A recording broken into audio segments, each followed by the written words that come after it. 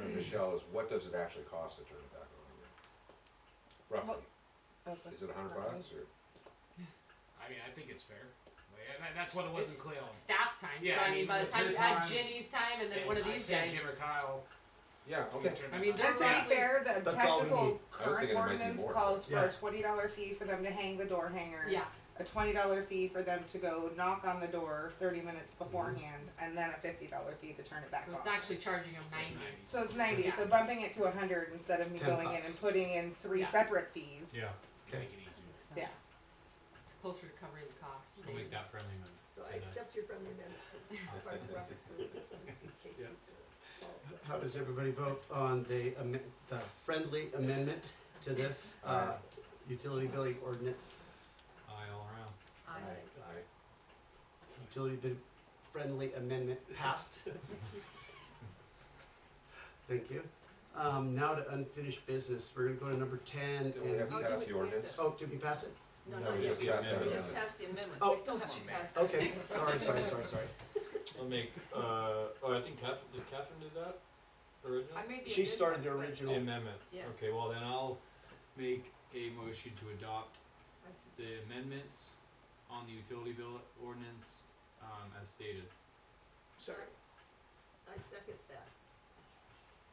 Okay.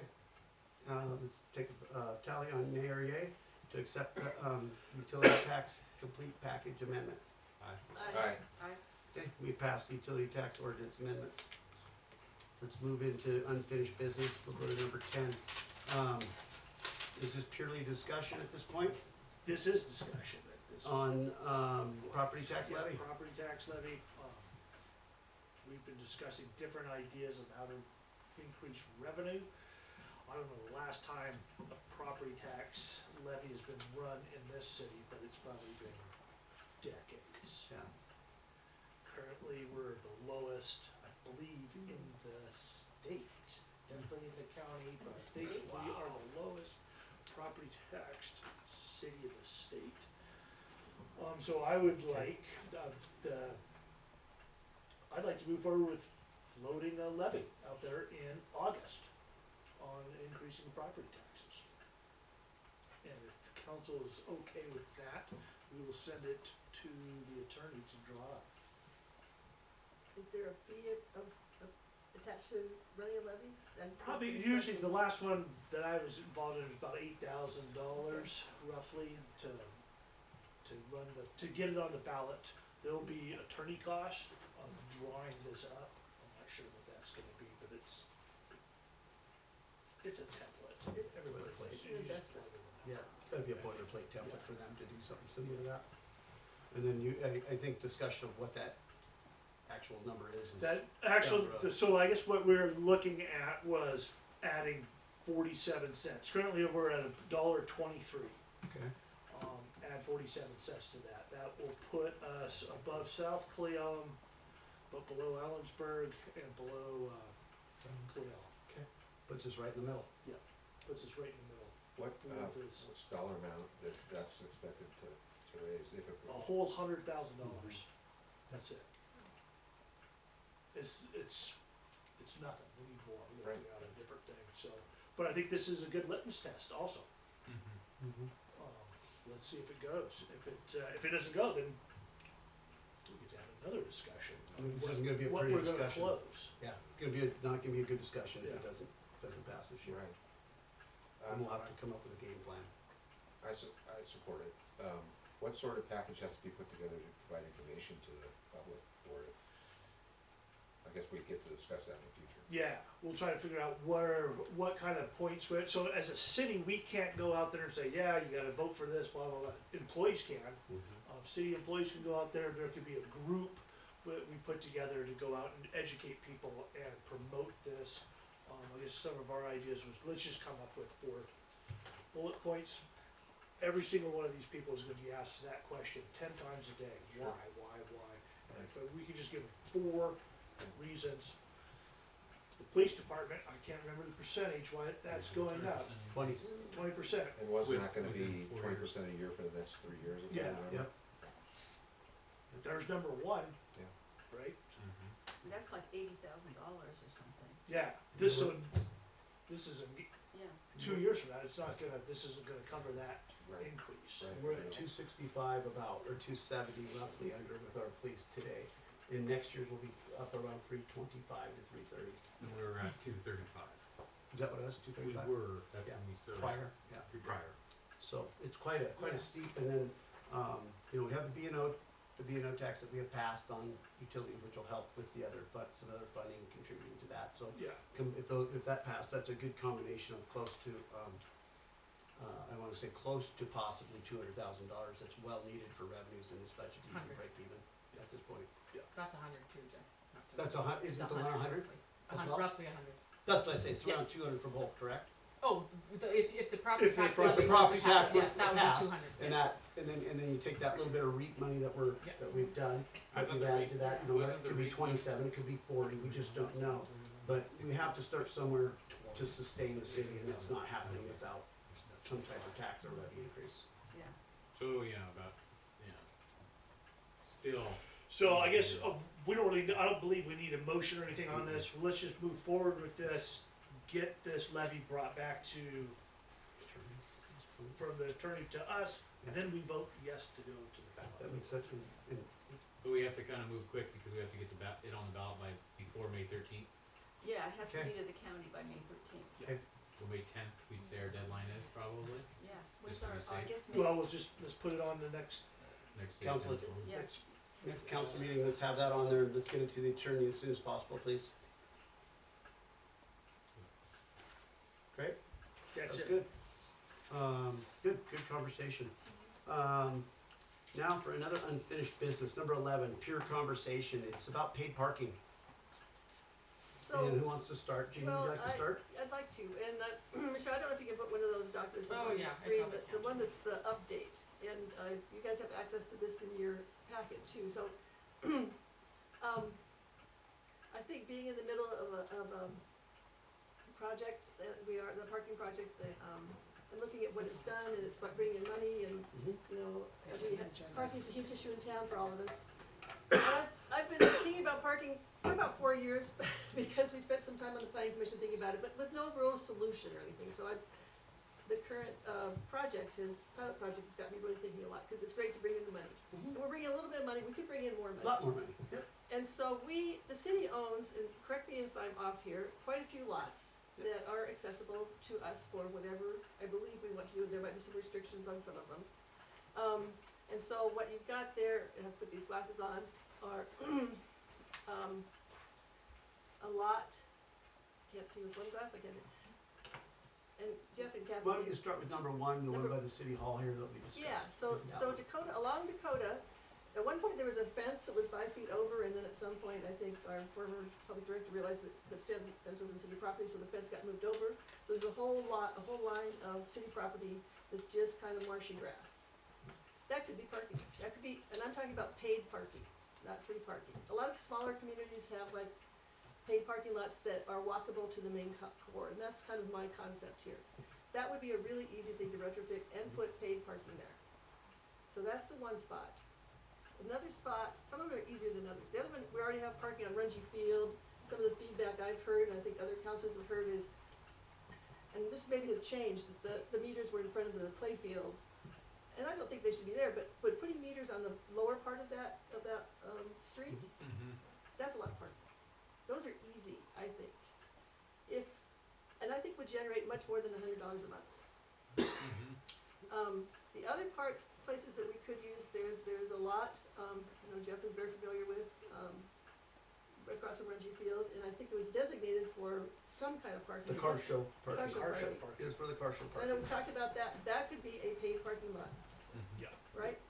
So you start adding these places up, that's a lot of parking spaces, and they're all accessible to downtown, they're all walkable downtown, but they're not downtown, that thing. And another lot that's much harder to deal with is the city lot that's adjacent to Pennsylvania and 4th Street, it's where the museum is, museum's got 3.5 lots.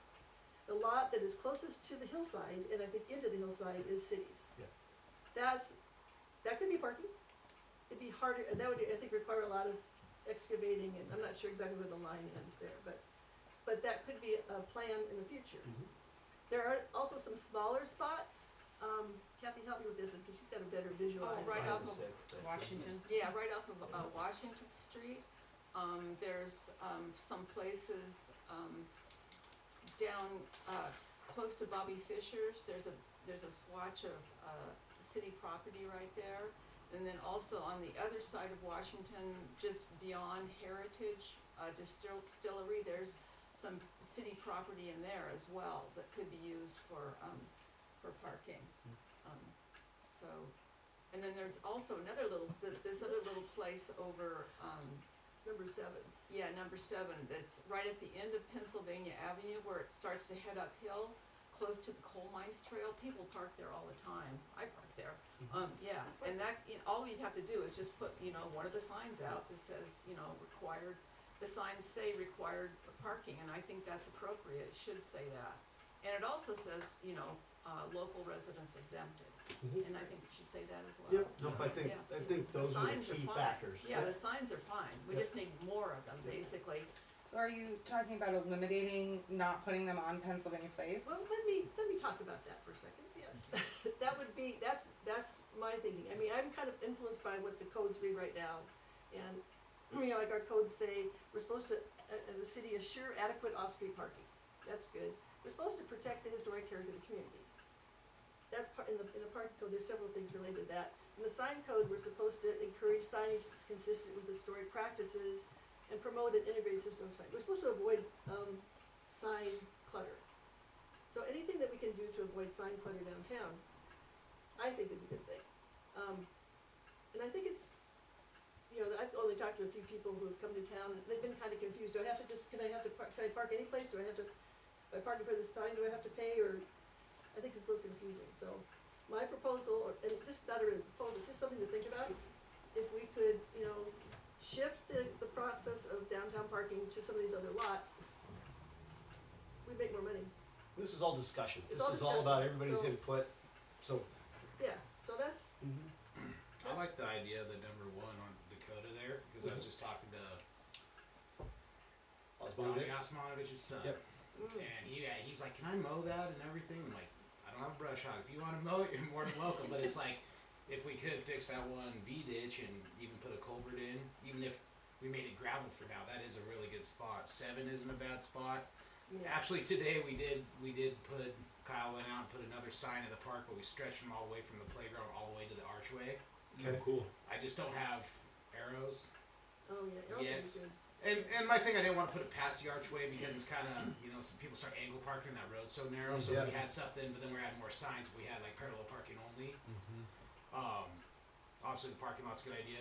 Where's, sorry to interrupt, where's 7 at?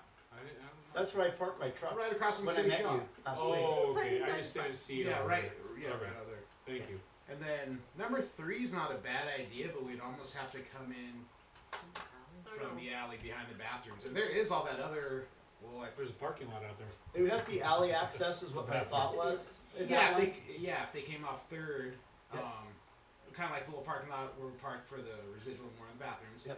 If we could flatten that out, I mean, there's a couple manholes, but if we brought it up to grade, there is, I mean, I bet you could at least get 10 more cars there. I mean, until it goes into the hillside, then it is kind of, and the cool, what's that? I'm sorry, yeah, we wouldn't have to mess with the hillside so much. Yeah, and Just then we the- wouldn't have to, do anything there, but, and then, I mean, with most of these too, wintertime, it'll probably end up being snow storage, but. One thing, I mean, just a recommendation, I don't know how everybody feels about this, but I know there's been some, when the, let's call it the pilot program went up, there's concerns with, that it was gonna push parking into residents. And I've always sort of felt that, maybe there's some particular areas that should be sort of not restricted to residents, but sort of resident parking only type signs, where we're not letting tourists show up and start just parking throughout the neighborhoods to avoid paid parking. And I think that that's a way to protect our residents, and their parking, cause it's it's a delicate parking right in this town. You have 50-foot lots, that's 2 cars, you're done. And so, and so to me, I think there's something you have to think about how we still protect the existing neighborhoods from flooding if we do paint some type of parking structure.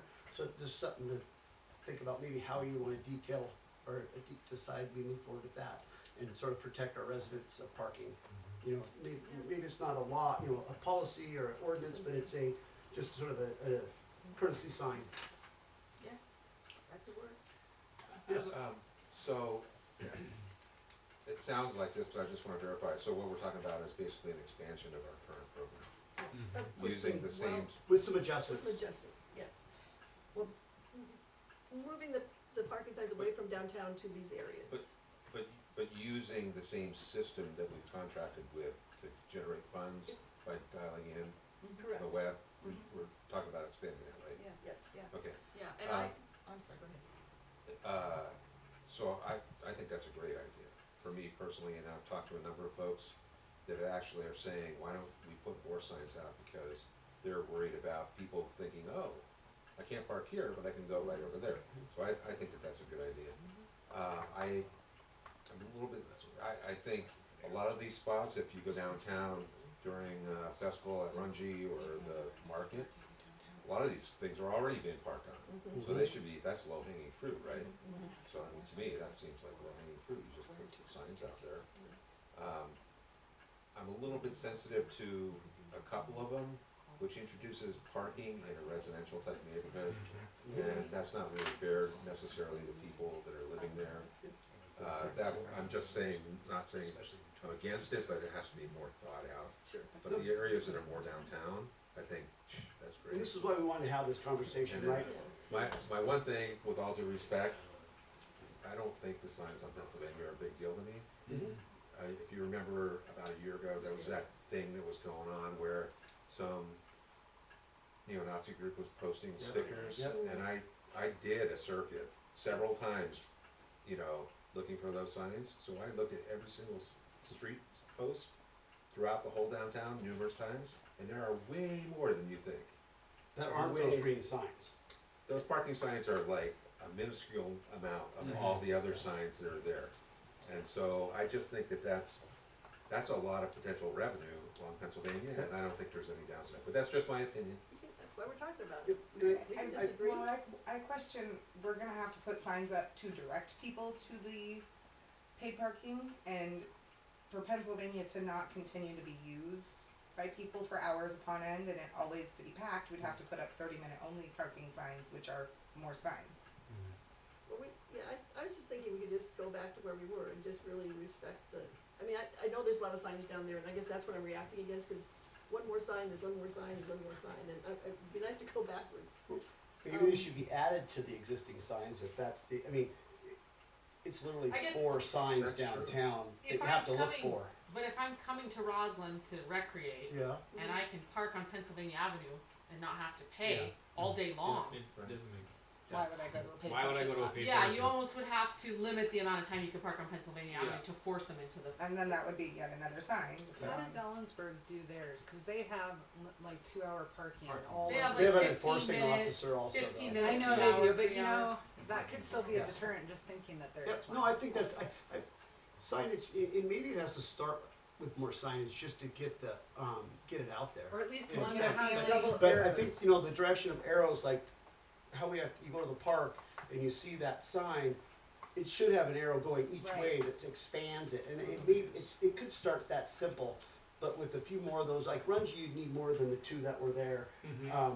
And I think the idea was to not put it, I don't have kids, but I don't know that I wanna have a paid parking in front of the kids, just, children's Well, play and area, that's right? Like, also I think there's a lot of local locals. families that love to go there, and I'm not sure that that's what I wanna put paid parking, cause you're talking a few tourists might go there to park. Well, locals don't have to pay for parking. Well, right, but I'm just saying in general, it ends up just being a parking spot for tourism as they come. Right. But I think, that, you know, expand it with some arrows that, you know, expand off the signs to get it, because there's also, I mean, that was the whole thing, I've sat at your wife's shop, and they'll get out and it's like, well, is this just for this stall, or is it for all these stalls? And so, there's some education that we need to make simple, a little easier for them to understand more the fact signs. that goes Just through. really- And that was my plan for Penn Yeah. Ave this year until Yep. the street budget kind of went downhill. Yep.